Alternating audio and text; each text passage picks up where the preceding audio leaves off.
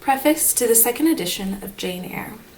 A preface to the first edition of Jane Eyre being unnecessary, I gave none. The second edition demands a few words both of acknowledgment and miscellaneous remark. My thanks are due in 3/4 to the public for the indulgent ear it has inclined to a plain tale with few pretensions, to the press for the fair fill its honest suffrage has opened to an obscure aspirant, to my publishers for the aid their tact, their energy, their practical sense, and frank liberality have afforded an unknown and unrecommended author. The press and the public are but vague personifications for me, and I must thank them in vague terms, but my publishers are definite. So are certain generous critics who have encouraged me as only large-hearted and high-minded men who know how to encourage a struggling stranger. To them, i.e., to my publishers and the secret reviewers, I say cordially, gentlemen, I thank you from my heart. Having thus acknowledged what I owe those who have aided and approved me, I turn to another class, a small one, so far as I know, but not, therefore, to be overlooked. I mean the timorous or carping few who doubt the tendency of such books as Jane Eyre, in whose eyes whatever is unusual is wrong, whose ears detect in each protest against bigotry, that parent of crime, an insult to piety, that regent of God on earth. I would suggest to such doubters certain obvious distinctions. I would remind them of certain simple truths. Conventionality is not morality. Self-righteousness is not religion.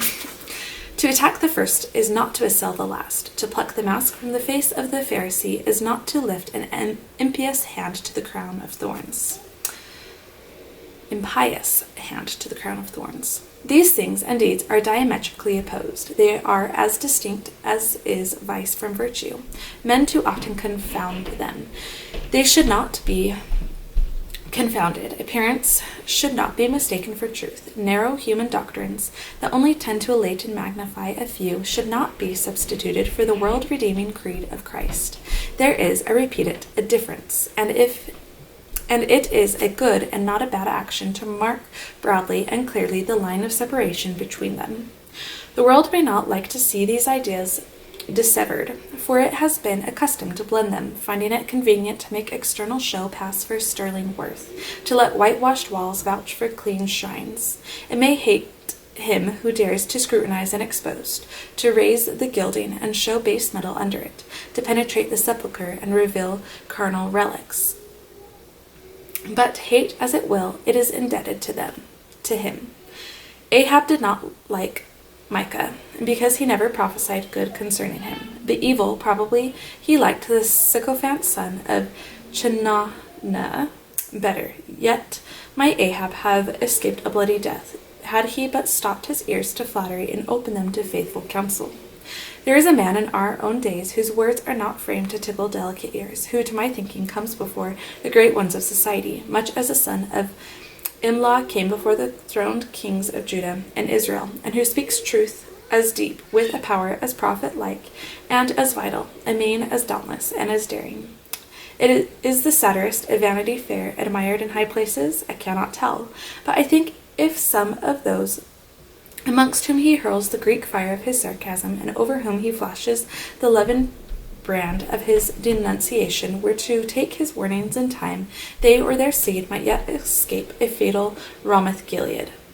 Why have I alluded to this man? I have alluded to him, reader, because I think I see in him an intellect profounder and more unique than his contemporaries have yet recognized, because I regard him as the first social regenerator of the day, as the very master of that working corps who would restore to rectitude the warped system of things, because I think no commentator on his writings has yet found the comparison that suits him, the terms which rightly characterize his talent. They say he is like Fielding. They talk of his wit, humor, comic powers. He resembles Fielding as an eagle does a vulture.